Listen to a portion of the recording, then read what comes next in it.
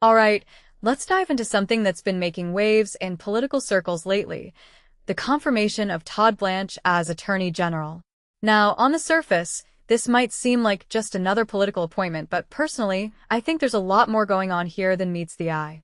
What makes this really interesting is the sheer amount of drama and tension surrounding Blanche's confirmation. I mean, a 50-49 vote? That's about as narrow as it gets. And when you see Republican senators like Susan Collins and Lisa Murkowski breaking ranks to oppose their own party's nominee, you know there's a deeper story here. From my perspective, Blanche's ties to Trump are the elephant in the room. This isn't just any attorney general appointment.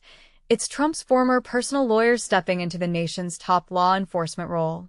If you take a step back and think about it, this raises a ton of questions about impartiality and the potential politicization of the Justice Department.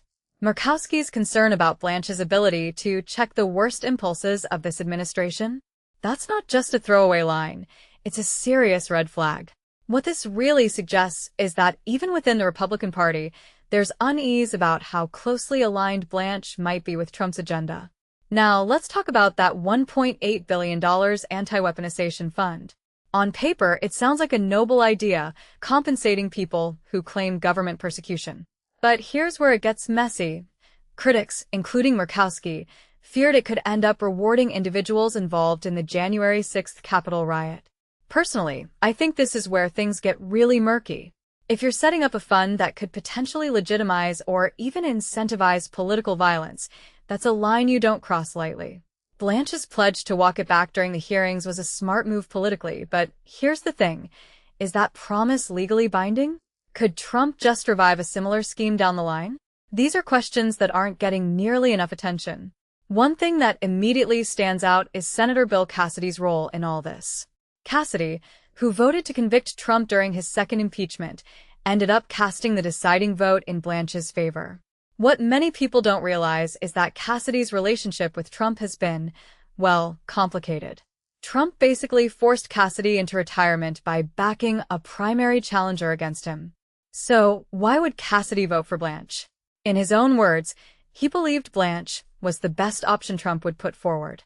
But here's where it gets fascinating. Cassidy acknowledged that Trump ultimately calls the shots on the Justice Department's direction. So, in a way, Cassidy's vote feels like a pragmatic move, trying to give Blanche some leverage to push back against Trump's worst impulses. It's a calculated risk, and I'm not sure it'll pay off. What makes this whole situation even more intriguing is the broader trend it reflects. The politicization of the Justice Department isn't new, but it feels like we're reaching a tipping point. When the Attorney General is someone who's been so closely tied to the president personally, it's hard not to wonder, whose interests are they really serving? The Justice Department is supposed to be a check on executive power, not an extension of it. And yet, here we are. This raises a deeper question. How much can we trust the system to hold itself accountable when the lines between personal loyalty and public duty are so blurred? A detail I find fascinating is Blanche's role in settling Trump's $10 billion lawsuit with the IRS. Collins raised concerns about this, but ultimately decided Blanche could give Trump candid legal advice. Personally, I'm skeptical. When you've been someone's personal lawyer, can you really switch gears and act as an impartial enforcer of the law?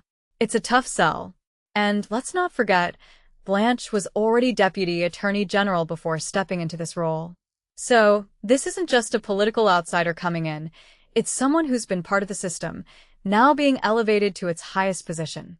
If you ask me, the real story here isn't just Blanche's confirmation, it's what it says about the state of American politics. We're seeing a Justice Department increasingly shaped by personal loyalties and political calculations. And that's not just concerning, it's dangerous. So, as we move forward, I'll be watching closely to see how Blanche navigates this role. Will he be a rubber stamp for Trump's agenda, or will he find a way to assert some independence? Only time will tell. But one thing's for sure, this is a chapter in American politics that's going to be analyzed for years to come. What do you think? Let me know in the comments below.